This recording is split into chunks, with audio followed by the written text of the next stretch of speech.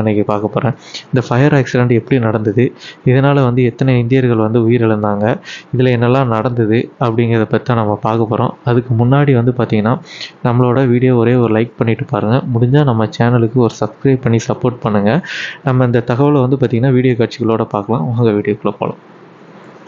குவைத்தில் வந்து பார்த்திங்கன்னா மங்காரா அப்படிங்கிற ஒரு ஏரியா ஒன்று இருக்குது. இந்த ஏரியாவில் வந்து 7 மாடி கொண்ட ஒரு பில்டிங் ஒன்று இருக்குதுங்க. இது வந்து பார்த்திங்கன்னா இந்தியர்களால் பங்குதாரர்களாக இருக்கக்கூடிய ஒரு பில்டிங் தாங்க இந்த பில்டிங். இதுக்கு வந்து உரிமையாளர் யார் அப்படின்னு பார்த்தீங்கன்னா கேஜே ஆபிரகாம் அப்படின்னு கூறப்படுதுங்க. இந்த கேஜே ஆபிரகாம் யார் அப்படின்னு பார்த்தீங்கன்னா கேரளாவை சேர்ந்த ஒருத்தர் தாங்க அவர். இங்கே என்ன நடந்திருக்குது அப்படின்னு பார்த்தீங்கன்னா சம்பவம் வந்து ஜூன் 12ஆம் தேதி நடந்திருக்குது. 12ஆம் தேதி அதிகாலை 4 மணி அளவில் வந்து இந்த சம்பவம் வந்து நடந்திருக்குதுங்க. 4 மணிக்கு வந்து நம்ம எல்லாருமே வந்து ஆழ்ந்த தூக்கத்தில் தான் இருப்போம். அந்த மாதிரி தான் அந்த நிகழ்வு நடக்கும்போது எல்லாருமே வந்து ஆழ்ந்த தூக்கத்தில் இருந்திருக்காங்க.